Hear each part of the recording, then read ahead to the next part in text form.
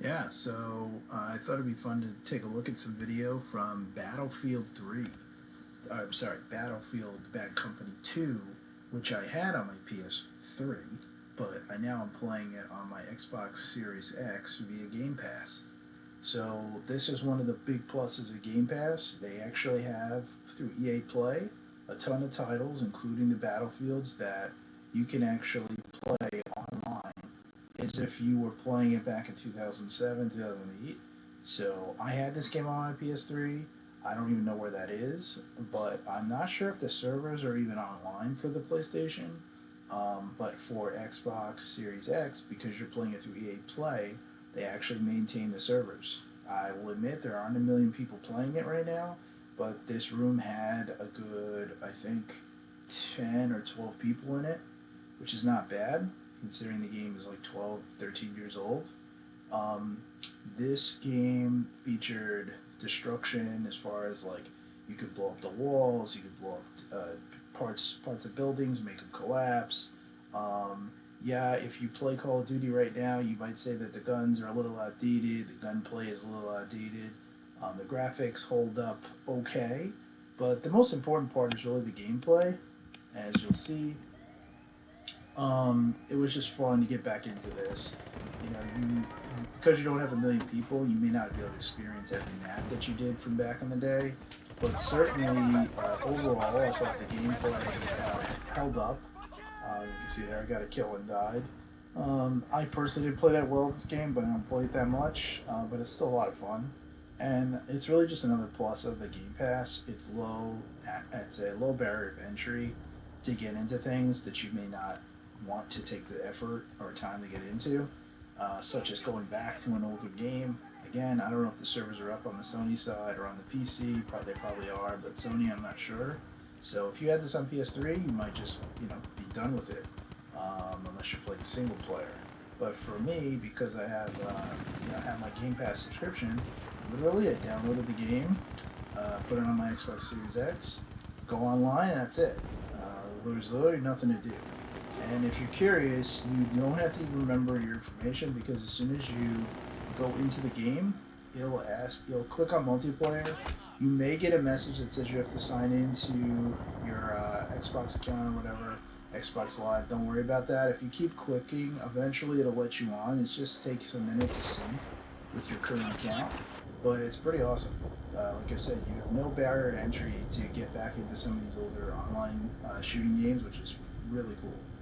Um, so gameplay aside, I mean that's like a whole nother thing as far as like getting into the specifics of this game. I really wanted to put up a quick video about it, partially for me to test putting videos together like this. The first time I've ever mixed a video for this channel or really anything, so I wanted to test that. But also I figured it would just be a nice way to start off as an example of what the Game Pass can do. I really think Microsoft hit a home run with Game Pass. It's something that literally, it is the closest thing to the Netflix of video games that we have. So, big fan of it, big fan of Phil Spencer. His whole attitude about video games and gaming in general is pretty awesome.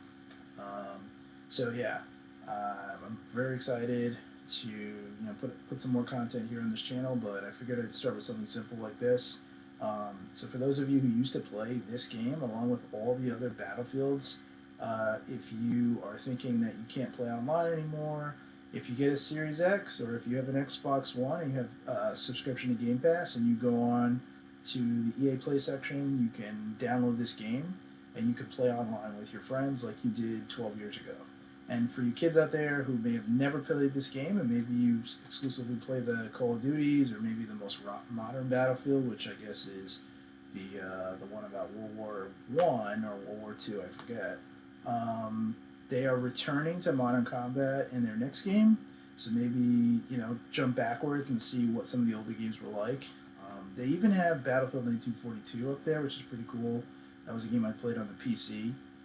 So for those who want to get back in and see like what open world shooters were about back in the day, this is it. You can play mainly Rush and Conquest. I would say that's probably 99% of the people who are left playing this game and what they're doing. So yeah, it's pretty awesome. It's fun. The gameplay I think holds up. Graphics are not horrible. Obviously, they're not up to current Call of Duty standards, but that's fine. It's still fun. Um, you know, it's definitely worth a look. I would say, besides going through the Game Pass, which I'm going to take some time to go through, I'm also going to do a video just on general games that are sitting on the Microsoft Store. Some of the indie games, I think it's worth an examination because they have some games up there that are, some are reasonably priced, some are a little too expensive, but overall, there's a good amount of games that are sitting that, might be worth taking a look at. If you're looking for something different that's not out there on the market, and I know it's kind of hard with digital now because you don't see the physical copies, they can get lost in the thread when you're looking around. So I saved a couple of titles I'll just throw out there right now on my wish list. Hunt Down, it's $20. Might be a little heavy for what it is, but I'll talk about these games in a future video. But I just thought I'd tease a little bit. So Hunt Down, Ion Fury. It's another indie game. Skater XL, which seems like maybe it's like a Tony Hawk type skater game. That's listed for $40. Gotta be honest, no offense to the studios, but you can't be an indie studio and put games out in there for $40. Reason why? Because if you're gonna price it that high, as a consumer who's not fully aware of your game and hasn't seen television ads or anything like that, it's pretty risky to expect me to go out and spend that kind of money on your game. I think it'd be smarter if you can. I don't know if it's possible, but if you can get this game and games like it in at $20 max, it's more reasonable. But for me to drop $40 on it, I would have to have first-hand experience that the series is pretty good, or the game's good. So that's a risky one. Behind Enemy Lines 2. I don't know if there was a first one. I never played it, if there was, but as far as Behind Enemy Lines 2, it looked pretty cool. In the preview, first-person shooter-ish, maybe Call of Duty Battlefield hybrid type, not an online shooter, just single player, something I'm going to explore. But again, that game dropped for $29.99. So of all four of the games I listed, I think Ion Fury is actually a throwback, kind of looks like Doom. I'll probably have to take some pictures or video of it just to post in a separate video, but I thought about it, but at $25 it's kind of pushing the limit. As far as what I do on an indie game, I don't know. Hunt Down, more reasonably priced at $19.99. It's like a classic arcade shooter, left to right type deal. Graphics are not really the point of the game, but it's still fun. I'm probably going to go ahead and download that. Again, these are on my wish list. Didn't actually buy them yet. And for some of you guys who like old school racers, there's a game called Formula Retro Racing that's out there. Looks a little bit like Virtua Racer. It's sitting on the Microsoft Store for $11.99. Probably worth taking a look at, to be honest.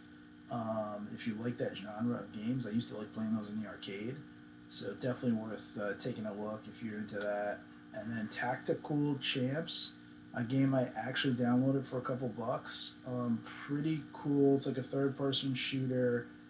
You're over a map. I'd say it's sort of like Smash Bros, except for exclusively like throwing things and shooting. Not a lot of like jumping around hand-to-hand combat as much, but I'm gonna do a little video on that game as well because I just downloaded it, and then give you my thoughts on it. And I'll post a video about that as well. So I'm gonna try to do things like that, post some videos. Like I said, I'm new to this, so there might be some hiccups along the way, but I'm going to try to post some content that I don't necessarily see everywhere.